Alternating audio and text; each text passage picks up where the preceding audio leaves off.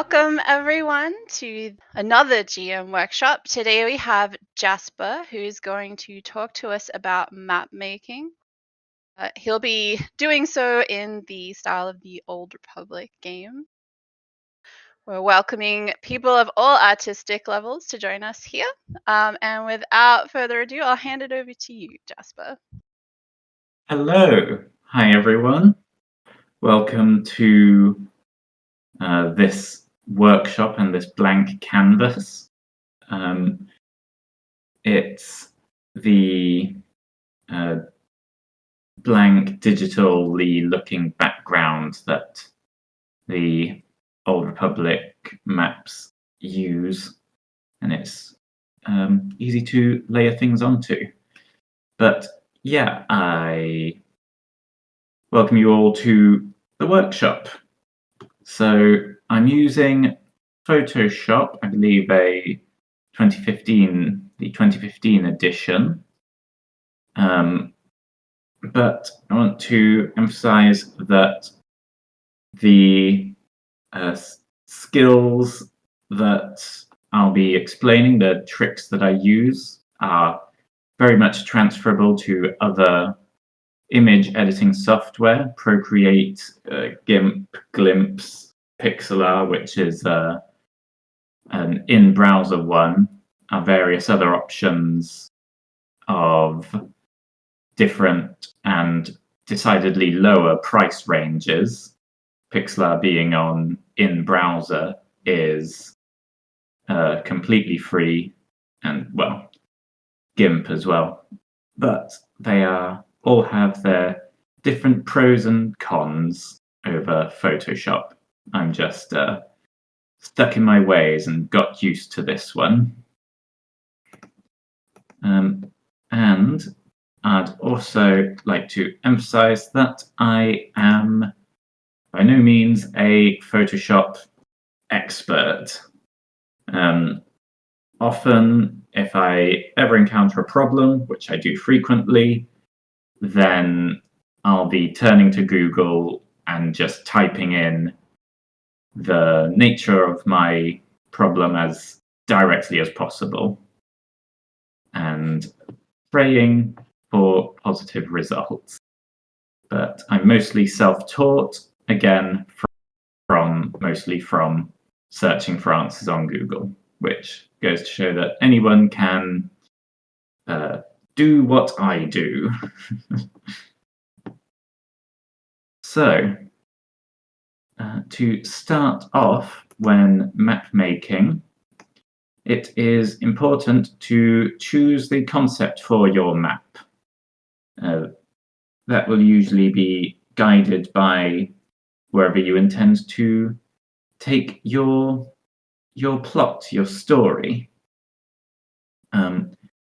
For us, for this workshop, we'll be making a small town / outpost, which was the winner of our democratic vote, with industrial area, factory, power plant, etc. being our runner-up. So with that in mind, I think I'll try to incorporate some factory power plant elements, maybe make it an industrial town, just a little something for the esteemed runner-up.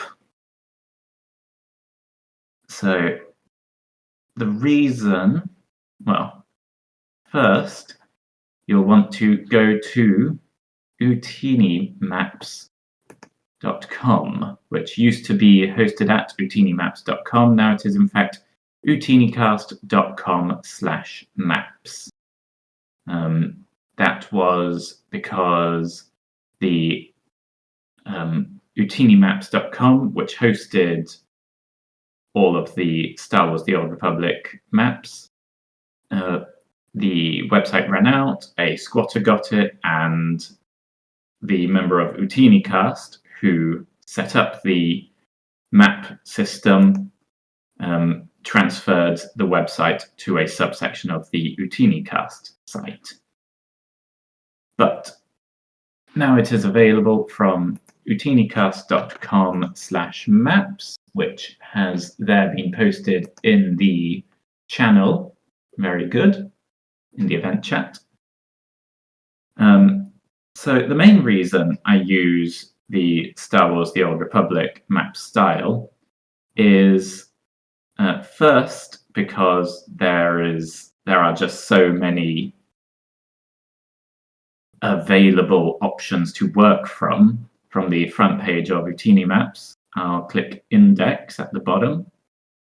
At the top, there's drop-down menus to filter through the many maps in Republic or Empire style, but if you just click Index, that takes you to all of this.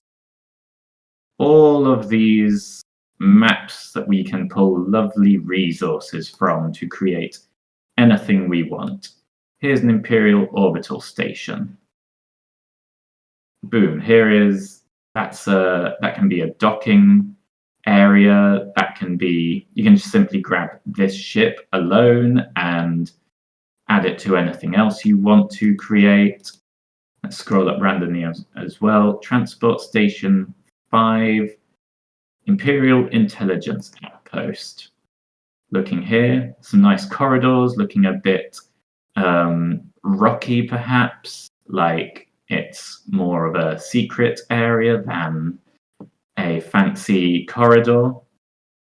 And at the end, a nice little meeting room. These corridors, you could pluck them out to add them to whatever you might want. This room makes quite a general basis for anything you could want to add to it. Just Ootini Maps, and as a consequence, Star Wars The Old Republic has so many resources to pull from.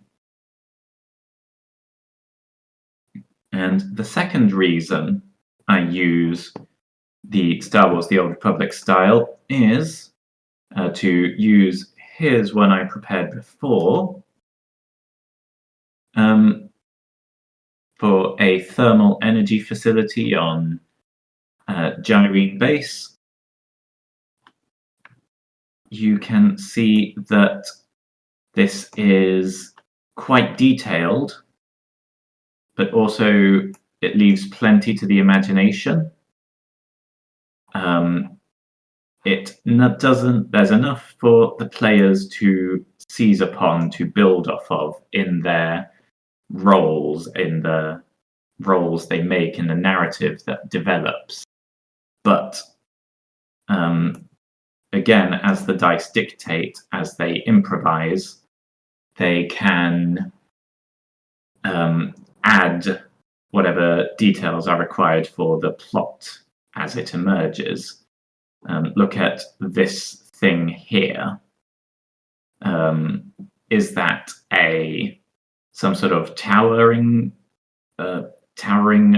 computer system to operate the primary thermal core with?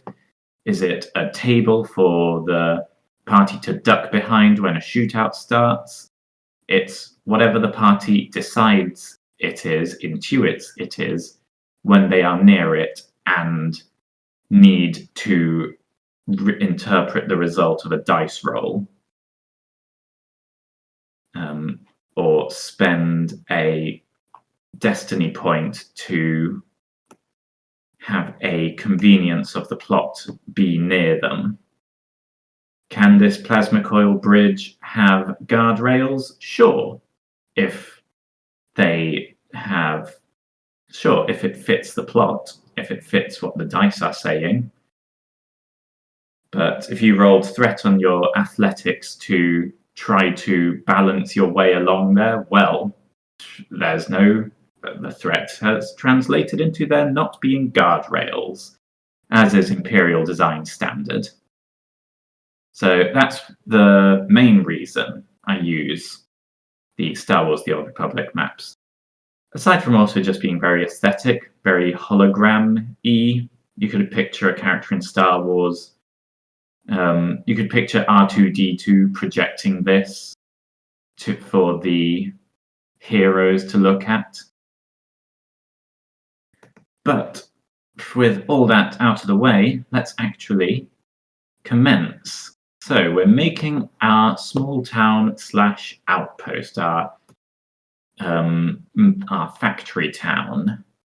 First thing we want to do when faced with this huge index of options is narrow things down. So press Control F to bring up the search function in your browser, and let's type village. Yep, first one to be highlighted was Dreliad Village, one I've used before on the planet Ord Mantell. As you can see, Dreliad Village has quite a lot going for it. Nice big building, 3 buildings, walls surrounding the encampment, a big spaceport. These are all nice things that I think we'll be plundering. So let's go ahead and grab this map. I'll turn off entrances here in the top right corner. Ootini Maps, the Old Republic maps, highlight entrances and exits to buildings and areas, flight points, which this map doesn't have any, and quick travel locations, which in Star Wars: The Old Republic would be where you quick travel from. So with those logos cleared away, going to hover off the corner of the map, right click, technically you can right click anywhere on the page, go down to take screenshot. That will put us into screenshot mode. This will be the same on Firefox like me, or Chrome, or probably every other browser. So then click and drag to select the area you want a screenshot of. I like to leave a bit of the black trim of the background, simply because it would be very finicky to remove while cropping it. Press download, wait for it to finish downloading, follow through to the downloads folder, and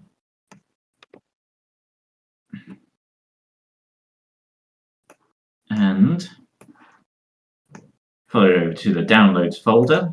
Here it is, screenshot of the date at the place. Cut and navigate through to the folder you want to save it to work from it more easily. In this case, I've made a folder called Workshop Maps. We've now got the map here.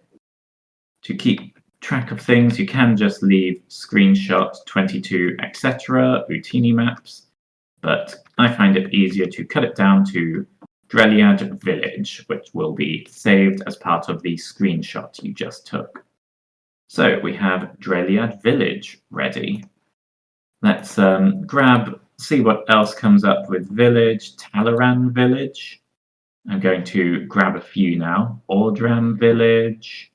Ooh, that one's got a workshop as well, which I looked at earlier. Odram Village workshop. Yeah, then it's just back to Dreliad Village. Let's see if town brings up anything interesting. I don't think Bug Town is going to be useful for us. Shadow Town, I know, is more of a network of sewers, sort of Thieves Town. Like, looking here, that's not really useful for what we are making today. But Talaran Village, yep, plenty here to take from. Oradam Village, ooh, I like this one more even, perhaps. And what's Bugtown? Oh, Bugtown's actually quite good. Nice, nice area. Good mountain here. In a valley with water around it, liquid. Okay. Yeah, let's grab these 3 and then begin actually assembling them. And I'll return to Ootini Maps to grab more as needed as we go. So screenshot, grab, and download, close. Actually, I'll keep that open for later. Screenshot, drag, and download. Careful not to catch Ord Mantell and this readout of information in the side. Take screenshot, drag, and download. Okay. Open up the downloads folder once more. Select all three of these, cut, take them to our workshop folder.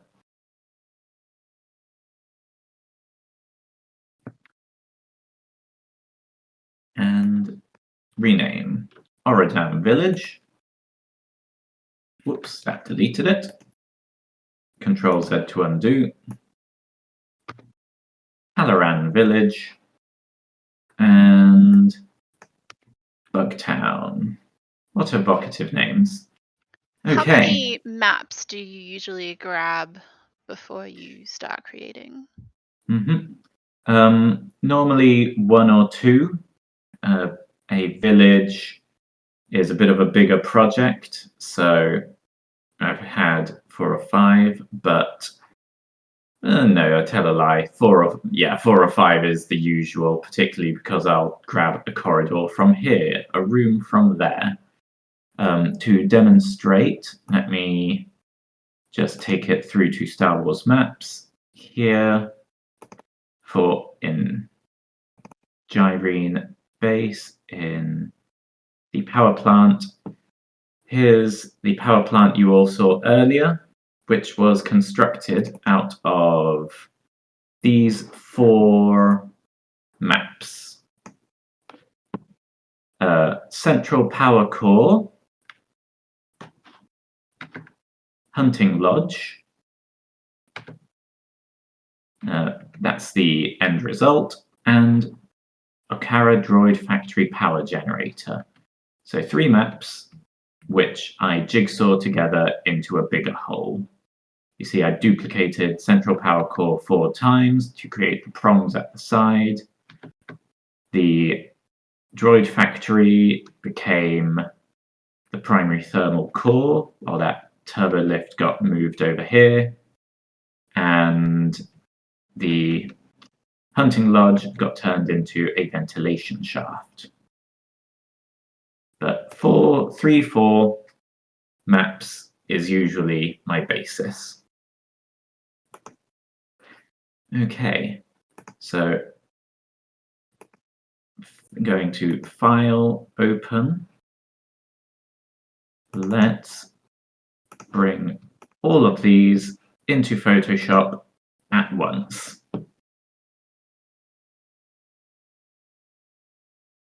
There we go. So we can access all of them by clicking this arrow here. If you have different settings on Photoshop, they'll line up along the top, the different tabs you have open. But let's base ourselves on Bugtown as our primary canvas here. So personally, I don't like the look of those orange roads, at least not to begin with, considering we want to create our own village. So if I'm going to nestle it in this valley, this village in the valley next to the mountains, let's go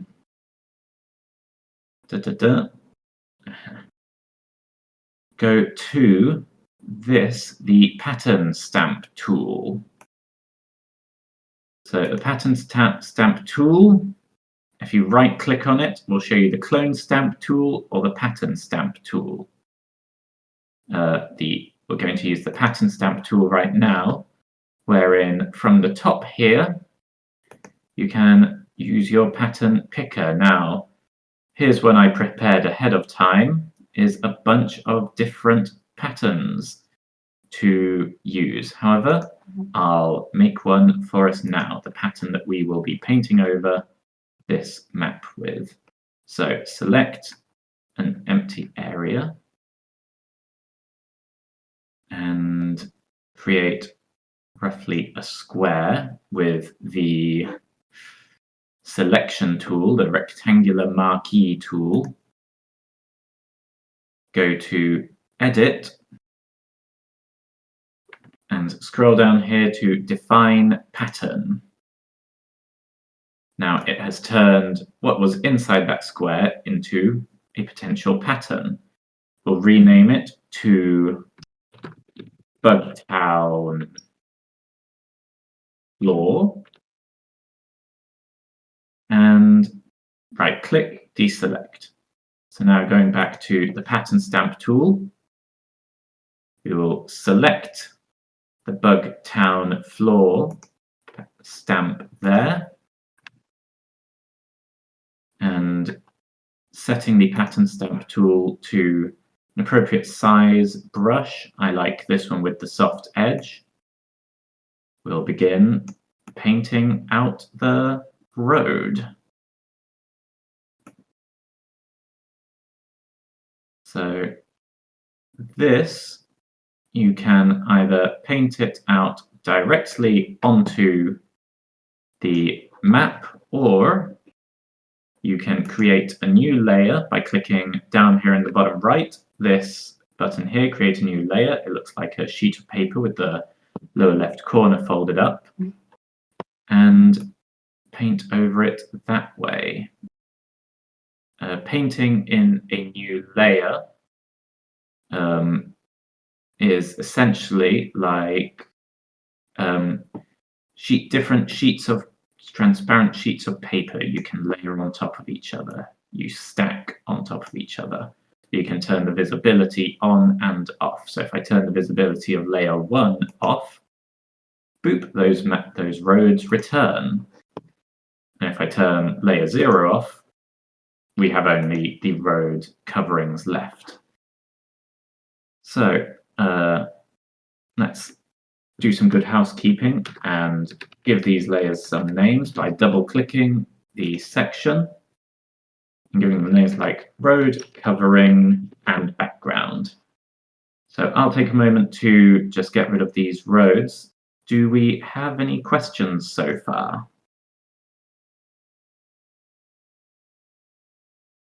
Would you at this point, or is this how you do it, save a pattern of the road itself if you wanted to put them back in there? I could do that by two ways. For one thing, I'm just, for the most part, I'm only making a new layer that covers it, so the roads will remain if I want to return to them. For another thing, the road, if we zoom in, is just a orange line.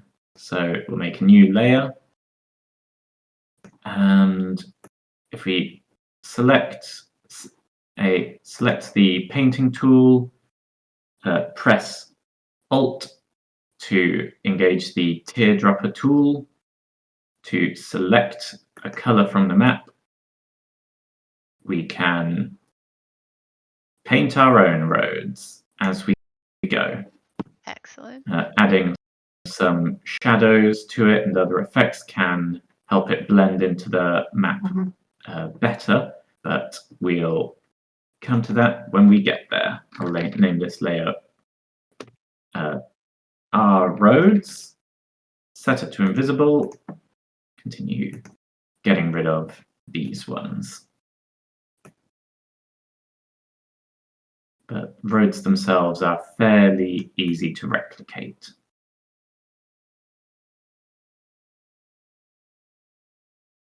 Anything else spring to mind? If you have questions in the audience, feel free to ask away.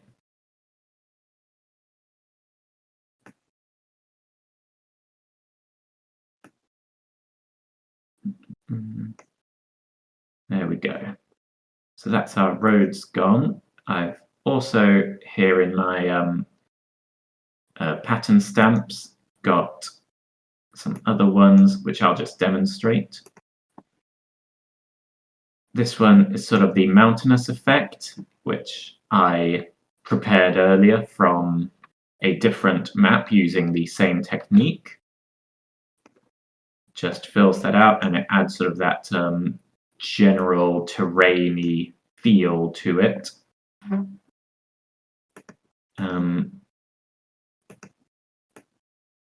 Just realized I forgot this road.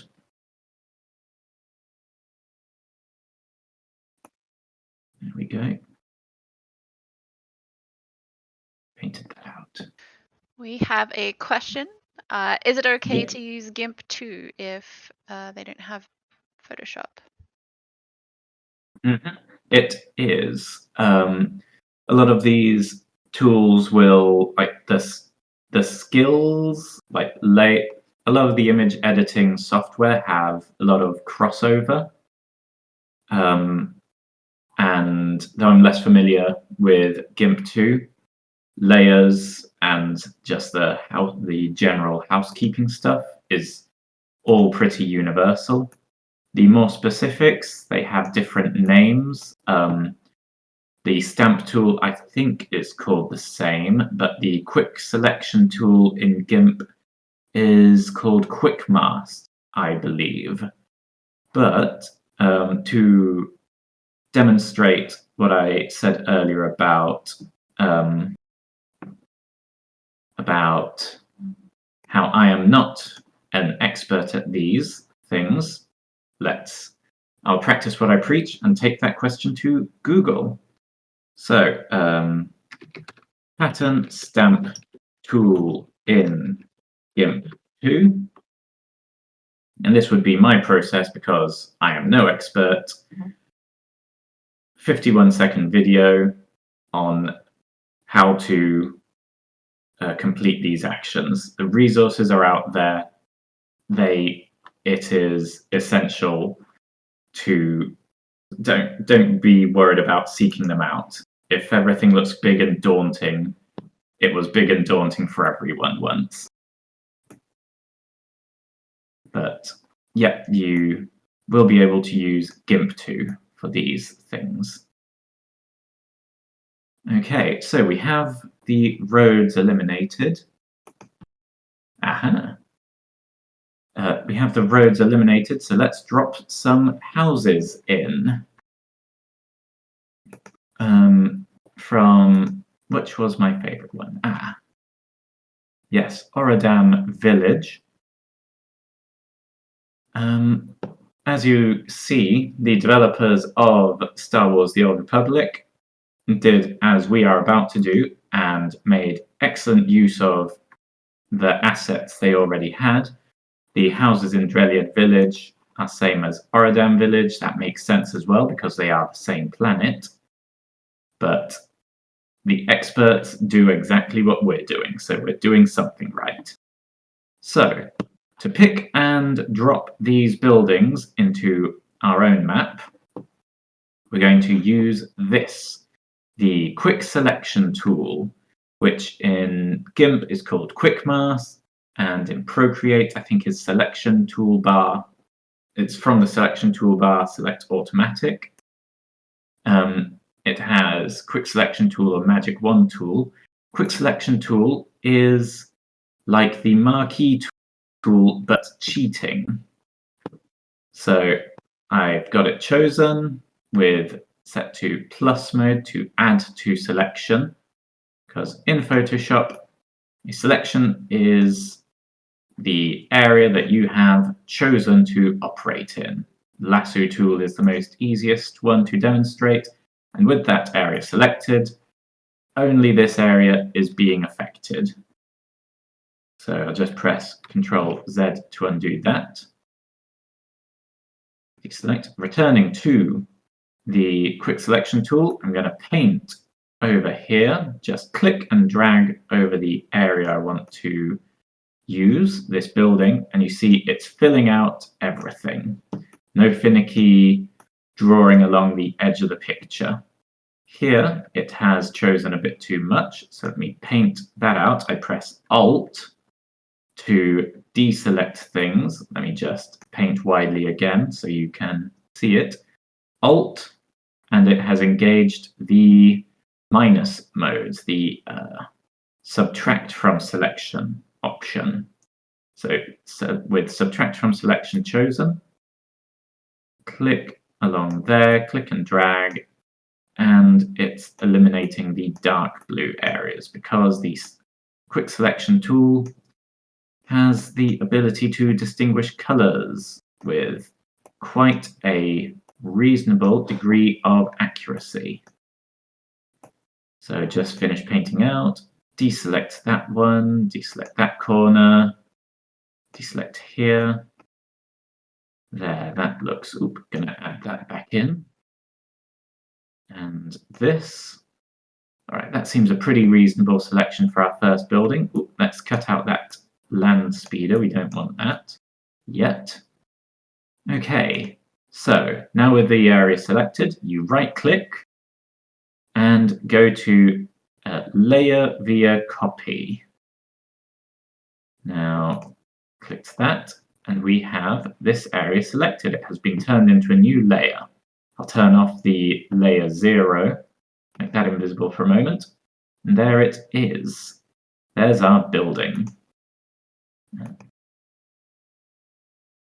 There's a bit on the side that I'm not happy with, so I press undo, that's edit step backward,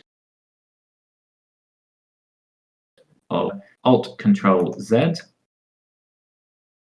Now zooming in, it did not select that blue edge. Now you see as I pan across the screen, it makes the selected area invisible. I believe that's for rendering purposes, but that's normal. It's expected. So just paint out a bit there, add this to the selection, and that. There we go. So let's try again. Right click, layer via copy. Much better. I'm much happier with that. So we now go to the move tool, click and drag over to not Dreliad Village, Bugtown, which is the layer, the map that we had been operating from, the image we had been operating from. So And I'm the going way to, you dragged it into Bugtown was putting it on the tab, right? yes, I'll drag it into Dreliad Village to demonstrate. I have selected this layer. I could select this layer, the one we've got for our road coverings. Control Z to put that back where it wants to be. Click, drag to the top, and drop. Normally, I don't work with quite so many tabs open, but oh, hey, I duplicated it. We'll come back to that later. But having to find it, Bugtown being the image we were working on, has brought another important thing to my attention. Save your work regularly. File, save as. Here we are in the correct folder, Workshop Maps in SWTOR's Maps. Let's name this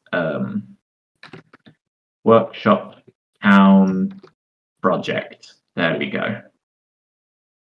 Workshop Town Project. Okay. We We have have the another first. question. Yep. If I can interrupt. Mhm. It's doing what you did just there. Can we do that with like a cut and paste? A Control C, Control V. It's we were at, no, it wasn't Talaran Village, Oradan Village. Right, so I'm going to press undo until we are back here with the area selected. Control C and Control V has indeed dropped a duplicate. On this map, let's try that with, let's go ahead and select another building. Right click, deselect, and let's grab ourselves this round one. Everyone in Star Wars loves a round building. Zoom in, paint it closer to the line. There we go. And Control C, Control V, and there it's done it. So indeed, that is the other way. So let's go back to Workshop Town Project, Control V, and there's that building in our area as well. Now, it's high time we keep these layers in order because we have layer 1, 2, and 3, and they're going to get confusing. So let's name this one rectangular building or build. This one round build. Let's be even more thoughtful and make it rectangular build 1, rectangular build round build 1, and rectangular build 2. Okay, so going to alter the size because as it stands this building is huge, which could serve us well if we're making a factory town. In fact, I may, taking advantage of these steps here, put that there. Yeah, I like the look of this. Zoom in to try to align it up perfectly. Well, wasn't that an accidental piece of serendipity? Look, these sort of tubey these things, now they can be runoff tubes, which are pouring waste into the lake. I'm sure the desperate locals could hire a band of do-gooders to assist with that. Okay, so because of that accident of serendipity, I'm going to demonstrate on round building how to resize things. So, selecting the Move tool, I'm going to position this around here. That looks good. Click on the corner. You see these cubes, these squares. If you click and drag them, you can resize. Unfortunately, it's not going to keep it scaled to itself.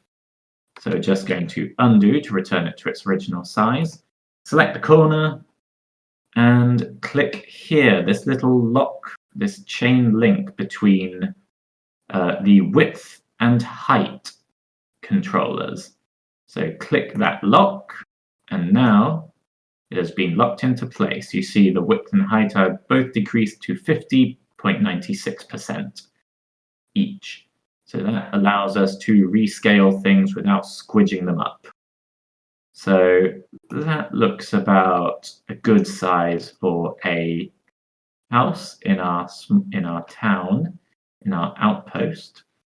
Oops, clicked and dragged that by mistake. Hit it again. Let's zoom in to navigate more easily.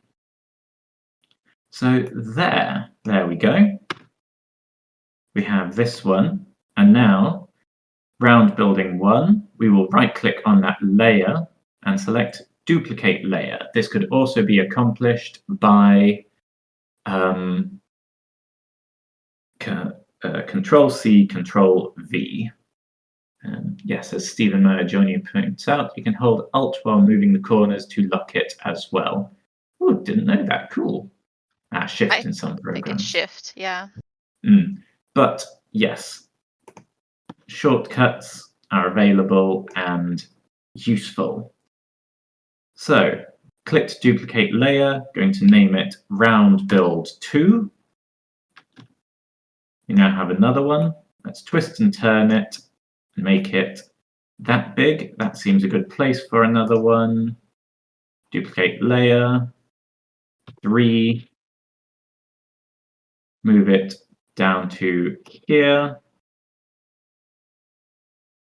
Drop that in place.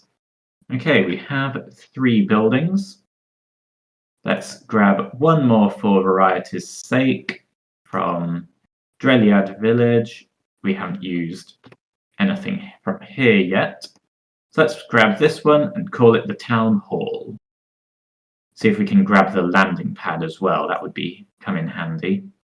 So still with the quick selection tool, painted, and it's highlighted almost perfectly the building we want. But in order to grab this back area as well, it might be easier to just use the rectangular marquee tool. So Shift sets it to Addition to add to our selection. Click and drag, and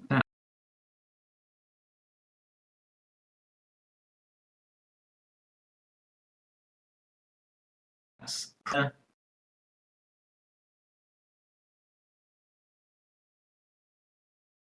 And grab that.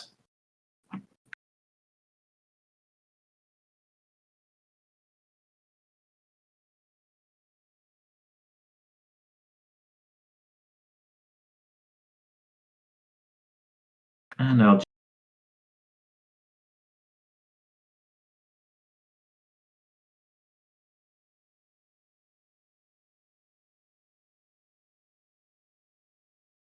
zoom in.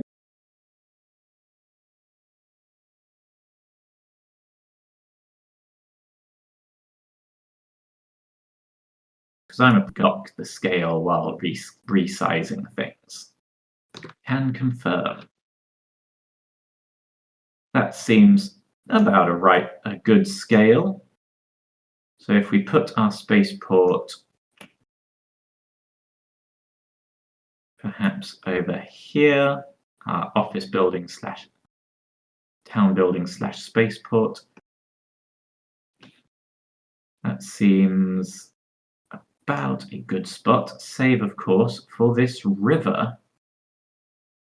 So what we're going to first, we're going to rename this as Spaceport, just a landing pad, but the locals call it a spaceport. It makes them feel special, like they're more than just a one-horse factory town. You know how it is. We're going to use that brush from earlier to paint in that river. There we go. Going to fill this whole area in. So because it's looking a bit like there, whoops, there we go. Flatten out the area around the spaceport. Perfect. Also going to get rid of that tunnel while we're at it. And this one. Okay, so let's add some roads to this, because roads will stay in nicely to the next point to make. So we've got these roads currently, which were good for demonstration, but not what we want to be working with. Whoops, I deleted the whole layer. We want to go to the eraser tool and just wipe out the roads. There we go. So about 8 pixels at this scale. It'll be good to test things yourselves, work and repeat. And we are going to paint out a road connecting that building to the town hall. This one to that town building, that one to that. I was off a bit from getting the entrance, so Control Z, undo. There we go. Map making is as much civic planning as it is Photoshop proficiency. Now we have our roads imitating the style of the Old Republic ones, but let's remove our road covering layer. You see, they don't look quite the same. These have a bit of a shadow beneath it. So now let's talk layers.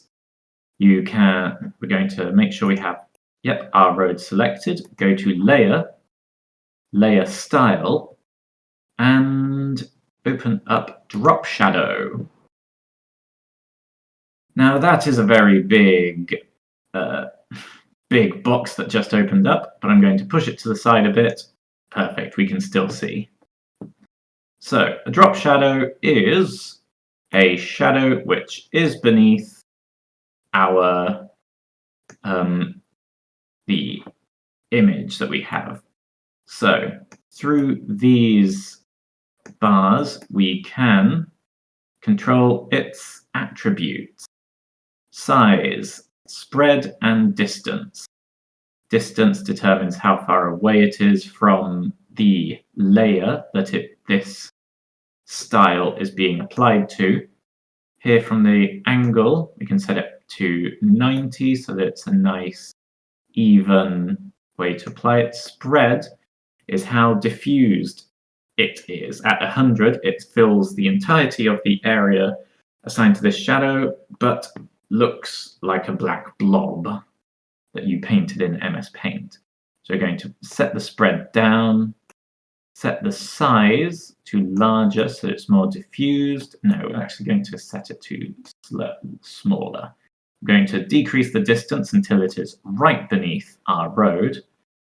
And here, yeah, more clearly visible on this and this area. You can see that the shadow is not as heavy on the original's road as it is on ours. So let's turn the opacity down to 60. Might do it. Decrease the spread. See if playing. Yeah, we're gonna decrease the size. There we go. I quite like the look of it. So select OK to finalize. Let's cover up our roads again. There we go. Quite a natural looking map. So next, I said I would add a bit onto the power plant itself. Control S to save. So let's make this, give this factory town some factory to it. So let's look at some of the links I prepared earlier. Not this one, not this one, nor this one. But aha, this will do quite nicely. So here from Ord Mantell, Oradam Village Workshop. That could be handy, but also lower industrial sector here has got a processing facility. And let's also put factory into our search bar. Abandoned factory seems quite fun. Imperial weapons factory could be useful. Looking here, yep, very laid out neatly. Aha, this one's quite big. And this one, Nashadar Lower Industrial Imperial Weapons Factory. All right, from the drop-down menus here, we can access different areas of the lower industrial sector. But I think we'll stick to this one, the abandoned factory. So again, turn off all the quick travel flight points and entrances. Right click, take screenshot, click and drag, download, open the downloads folder, cut, and drop it into our workshops maps folder over here. Rename, close that out, and we have an abandoned factory. So in order to keep things tidy, I'm just going to close down Dreliad Village. No, we don't want to save the changes to that one. Oradam Village. No, we don't want to save. And Talaran Village. No, we don't want to save. There we go.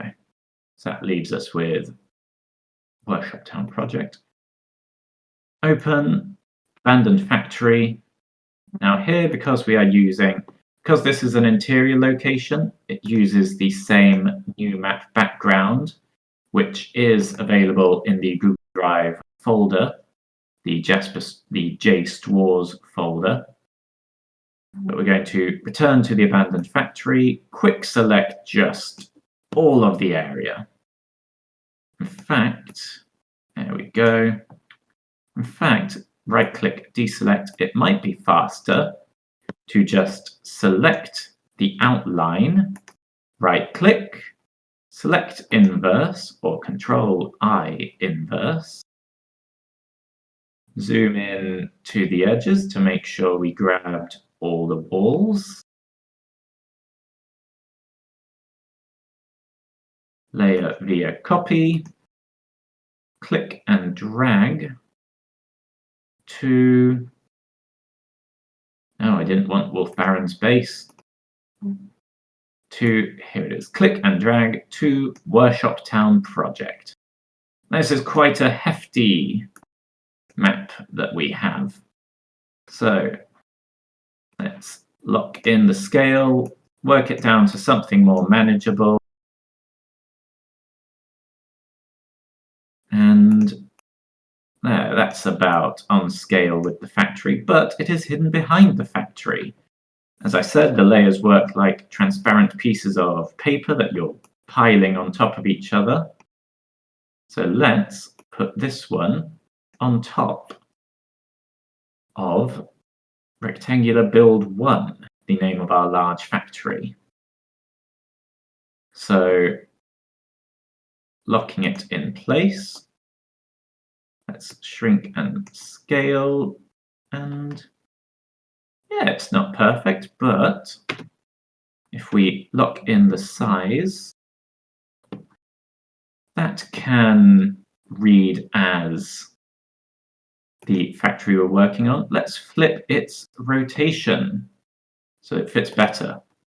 Choosing horizontal, going to put a simple minus on the 100, so it's now rotated at minus 100. We flipped its verticality. Now we put our door there, so let's move that there. But we've put our door to the factory down here. So let's select this area of our factory, right-click, and layer via cut. So that has removed it from the original map. Now here, we're going to place that there. Drag it up. It ain't pretty, but no, it's not pretty. I'm not satisfied with that. Position that here. And now,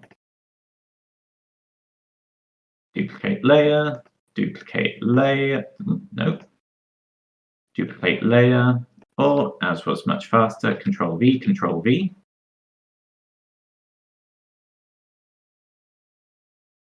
So let's move that up, move this up.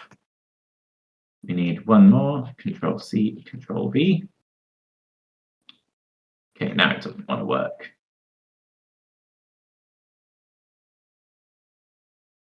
So it looks a bit ugly with these walls in between. So let's get and lay it up nicely. Now we're going to select all of these, right-click, and merge layers. That has combined all of those layers. So now, using the clone stamp tool this time, I'm going to make it considerably smaller. Use Alt to select this area and paint, because select this area. What the clone stamp tool does is it duplicates what you selected where you start painting it. So I selected that area. Now it is painting from there. Could also be advisable to use some of the patterns available from other rooms, or simply to make a pattern of this room. So there we go. We now have a factory. There are ways to scale this better, but let's merge this down, right click, merge down, and it has combined the two layers we had. Rename it Factory Interior or Interiors.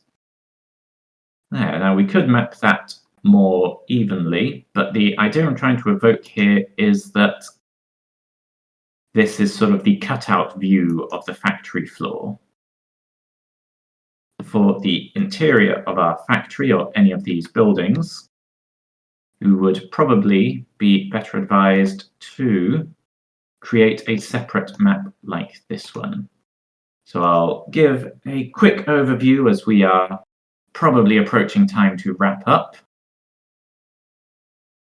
So, to make interiors, let's use this map, this factory we already selected, and operate off of our new map background. So, from abandoned factory, we are going to drag it across there. No. You're going to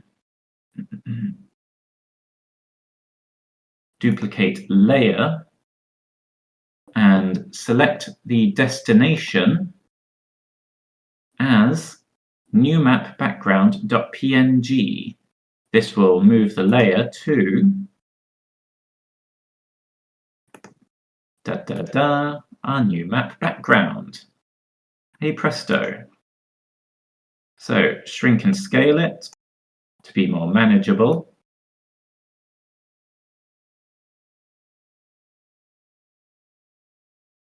And here we have a suitable interior for our heroes to fight in. We're going to quickly layer via copy this corridor at the side. I simply used the rectangular marquee tool, and let's flip it horizontally there and align that into place here so that it brushes up against the wall. Now, to highlight doors, it can be useful to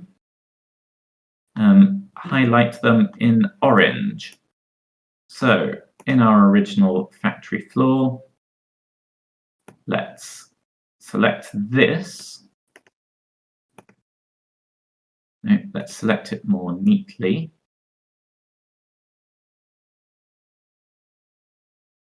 No, I'll just cut it out this way. There we go. Layer via copy. I'm going to drag this to the top of the pile, label it as door 1. Move it over here for visibility. Go to Image, Adjustments, Hue Saturation. Tick the Colorize box. And this will allow us to repaint it wholesale. So I think a bright but kind of darkened tone, which is similar to the one seen in the maps here, in the roads here, will be useful for us. Let's use the eraser tool to delicately paint out, eliminate some of the corners there. I think that makes quite a decent map. A player looks at this and knows, kind of intuits what it means. So drop that there. Now we're going to duplicate layer, call it door 2, and move it over to eeny, meeny, miny, mo, this one.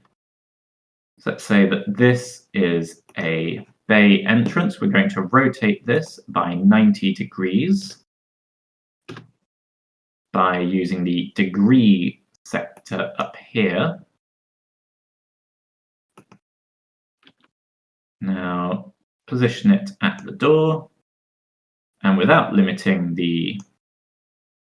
its ability to squash and stretch, simply expand it to fill that whole zone. This has outlined interiors and exteriors if we were using this section here to be the factory of the factory town we've just invented here. But now we have to set the scene. The best way to do that is with text. Simply a quick, easy label to tell our players where they are. And for that, you need fonts, such as the Star Jedi font, available on dafont.com. Not to be confused with any fonts available, which are tied to any properties owned by Disney. So you would click download, wait for it to do so.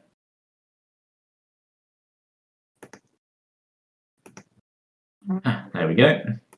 You'll save it as a zip file. Click OK. Now we'll go to our downloads folder. Not this one. There we go. It opened as soon as that. So I'm going to use Workshop Plant as our example. Simply click everything in the zip folder, drag it over here. That unzips it. Close out of that. Go into the folder itself, and here these TrueType font files that you can see in all of these are the fonts themselves that control capital letters and the different specialities required. So you'd simply double click and click install. I already have this one installed already, but it's good to organize all your fonts in one place. And as soon as you install it, easy as that, you will have the Star Jedi font available. You may have to close out of Photoshop and open it up again. So let's choose Star Jedi Regular. And here I'm going to cheat as we are a bit pressed for time. I'll go to not abandoned factory. I'll open up one I prepared earlier. Here's one I made earlier. Let's go back to that power plant.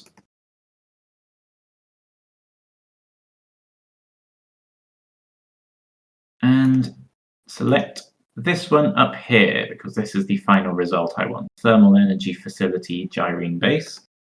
Right click, duplicate layer, destination to our Workshop Town project. And then also, to make my life easier, I will grab any one of the regular texts, like Turbo Lift here, that one. Right click, duplicate layer, and send it to Workshop Town project as well. With that, we can close out of the power plant, because we have everything we need. So, now, up in the top right corner, we have got these handy-dandy text boxes. I've dragged them to the top. Let's put Thermal Energy Facility there. Use the lock tool to expand it somewhat larger, as this is useful there. We're now going to use our horizontal type tool, click it, and open the character control panel. So this has already got the preview, the effects I like. It's in Star Jedi Regular. I like to use the top to name the particular location and the larger text beneath it for the more general location. So assuming we're going to stick with Workshop Town as our name, if you have any suggestions for the name and planet of this town, put them in the chat now.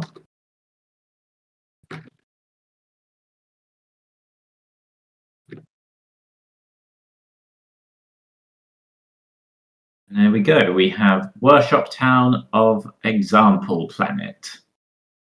Let's collapse this just for a moment, the typography controller so that we can see it's now turned into that cute little box. And look at this other text I imported over, labeled Turbo Lift. I'm going to move it over here, open it up again. This is in News Gothic Bold, something much more understated for the individual locations. Now we're going to, I'll just zoom us in for a moment so it is easier to see what I'm doing. There we go. I'm going to click and highlight everything. Use this control to make the text slightly larger. And now let's call this the this is the factory. Let's call it. Naming is very important in Star Wars.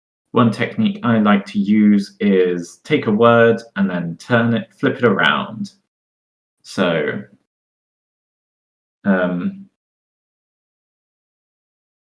I've got a light bulb on my desk. I've been meaning to change that. So bulb, let's flip that into blub, and then light. We've got light bulb, let's flip that around into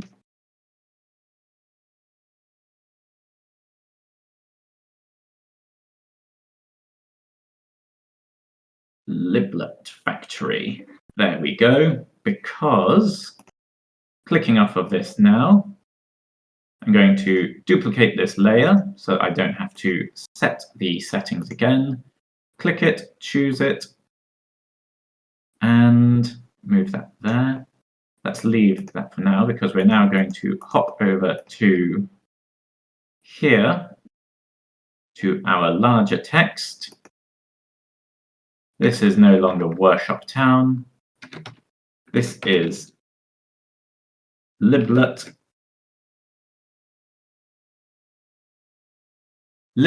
Village. There we go. And that's Liblet Factory. Yeah. Which Celestin? Dave in chat has said that this sounds Celestin. What planet is that? Celesta? Celestica? Sullust. No A on it. Sullust. There we go. We've got Liblet Village on planet Sullust. That's the Liblet Factory, I think. Now we're going to zoom in here because as a result, clicking here. So on this one, this control section here, we can set the leading.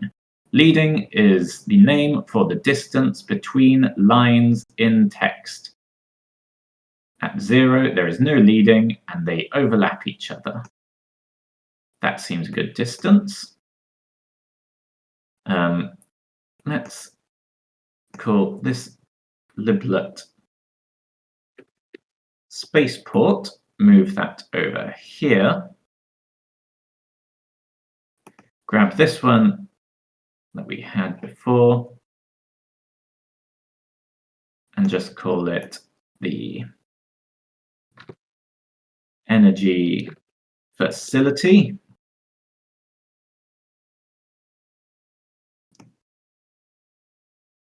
Position it nicely. Duplicate liblet spaceport so that we have an easier one to work from. Somebody give me a character name real quick.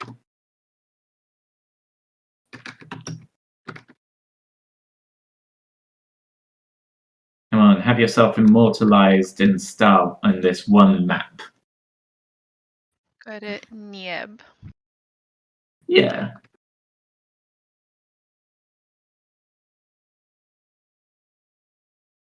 Nieb's house. I guess Nieb is an important ally that our heroes will encounter. Maybe he's the one who, he or she or they, is the one who hired our heroes to come sort out that factory. Now let's do one more because it's always good to add flavor. Because flavor is what is carrying this map because of the aforementioned levels of detail.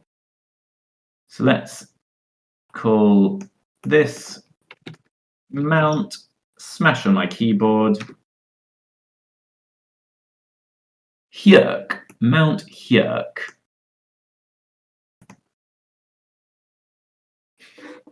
As you can see, there are many ways of generating names in Star Wars.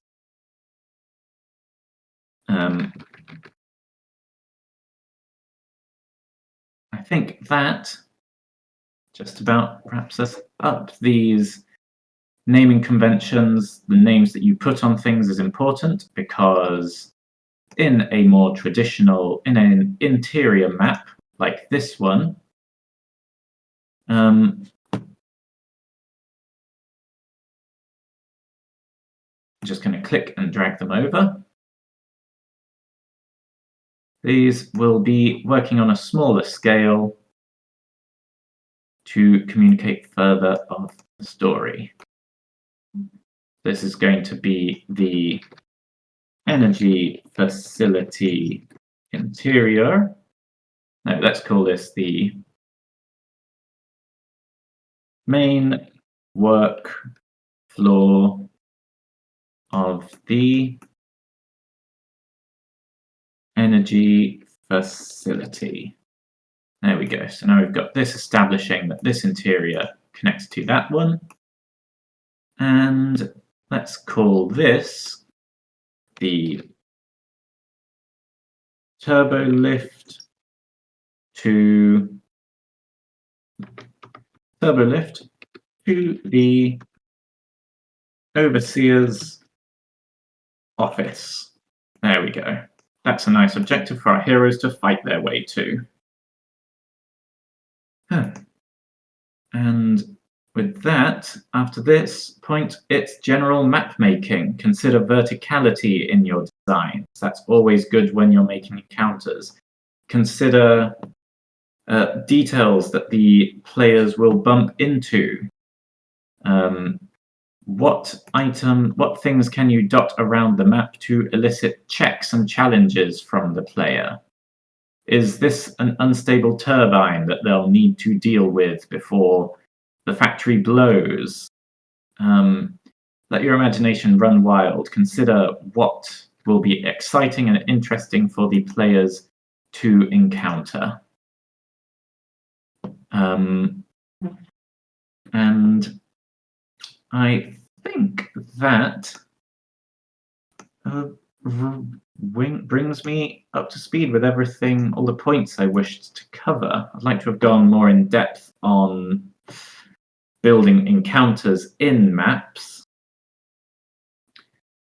But as an example of what I mean, let's say that the hero's quest will take them to Mount Hjörk. After all, we named the thing. It should be important.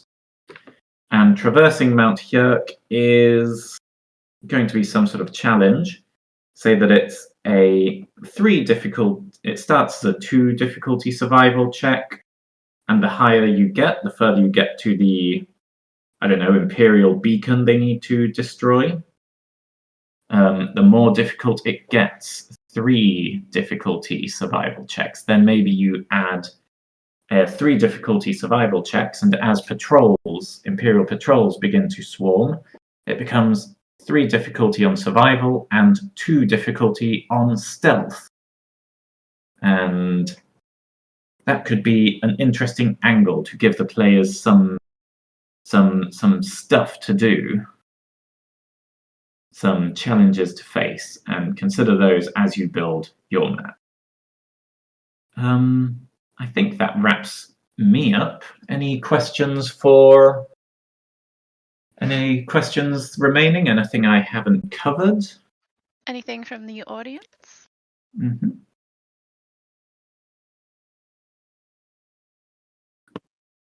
I know when you first talked to me about these maps, particularly the interior ones, that you would label things without necessarily planning to use them. I'll go to, once again, here's one I prepared earlier. I'll open up a couple while we wait for questions to roll in. Yeah, so maybe you can go through like your encounter design on one of your existing ones. Yeah. Let's see. Kashyyyk was a fun one. Yeah. Delbehas Falls. This was an exterior one, which did include some interior. I was still using Star Jedi to label everything at this point. A bit gaudy. But this was I'll grab one more for examples. Let's see, a good one. Perhaps no. It would be, yeah. Port Eloivar. This was the first one I made in this style.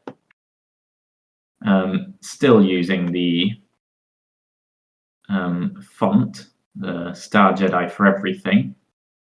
But the idea of this map, for instance, was that it's a satellite. It's a space station, a casino/fueling point. Last stop as you exit the mid-rim and head into the more wild outer rim. Basically, think of Tucson rather than Vegas.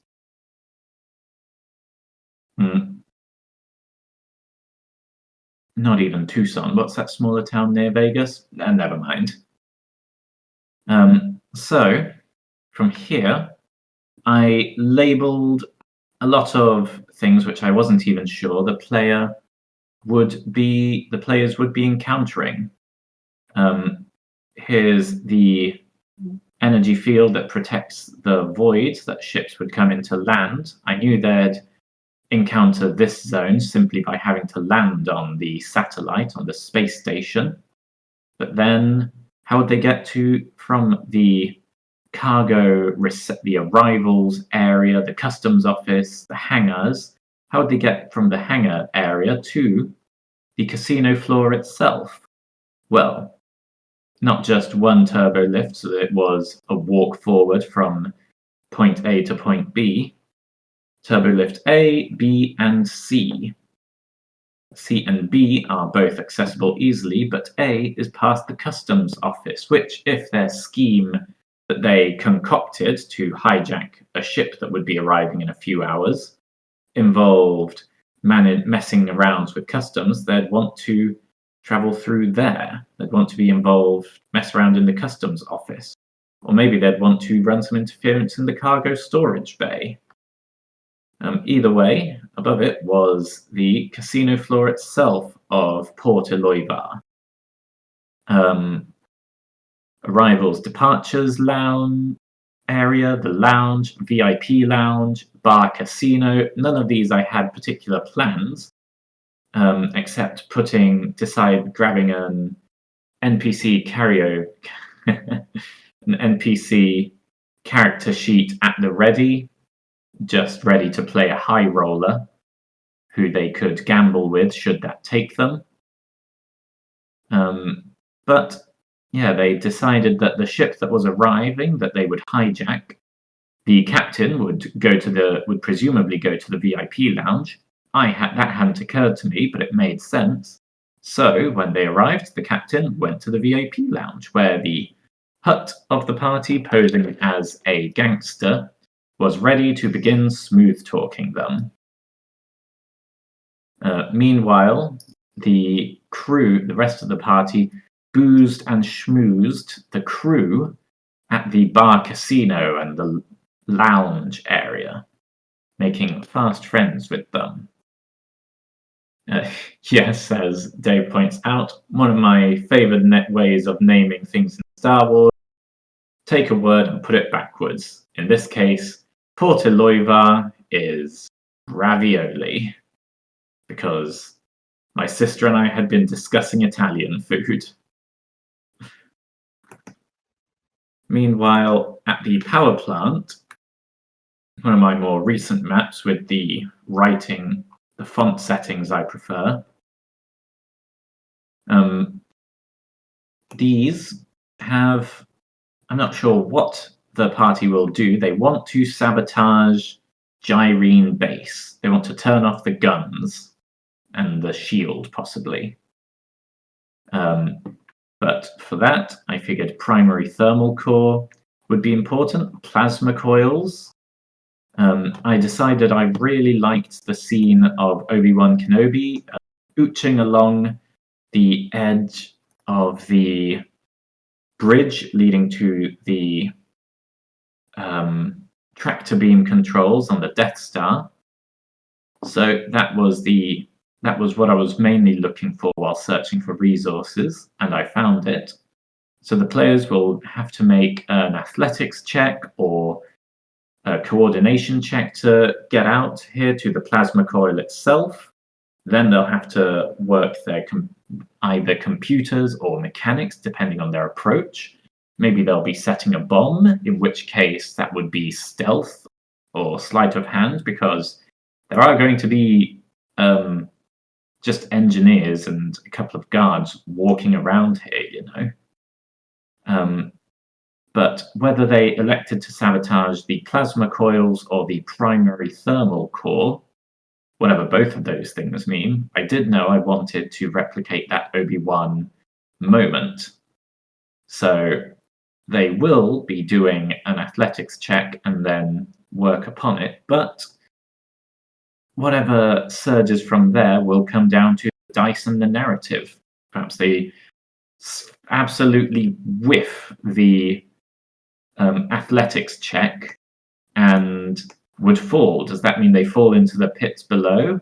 Well, maybe not. Perhaps they fall and grab onto something but attract a lot of attention, in which case bring some guards in. Make it a big deal, get someone saying, "Oh, look, someone's in danger, grab a forklift, help them." And then that's more attention than they needed, rather than simply dropping a player character into the void. But it's useful to name things with no plans for them. The supply closets here, I don't know what that will be, except that the players will see supply closets and know we need a mop to really sell our janitor disguise. Or we need janitor disguises. Quick, let's go to the supply closets. And I can say, okay, you open a supply closet, spend a dark side point, and there's an R5 unit in there. He starts beeping and whirling. Clearly, he wasn't expecting company. If you spent a dark side destiny point on that, you'd probably find a couple of Imperial officers snogging or something, and they are none too impressed with these rebels who showed up suddenly. As you're messing around in with the fonts, remember to go to layer style, and then play with drop shadows and outer glows. As you can see, these fonts have drop shadows on them as it just makes them pop a bit more. But all of these in the layer style section are useful. Inner glow gives it sort of a shine to it.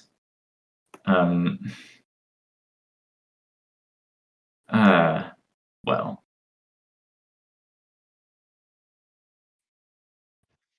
So Jasper has a Google Drive with a bunch of his maps available for everyone to access. This map he's created today for everyone will also be available.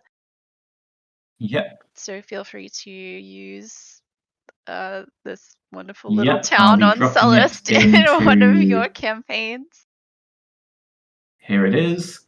JSTOR's Customs is where it will go. And it will be available to you all, along with other maps which I've made earlier. I'll upload this one as well for whatever you may do. Might tinker about with it some more. Excellent. Again, thank you so much, Jasper, for taking us through this process.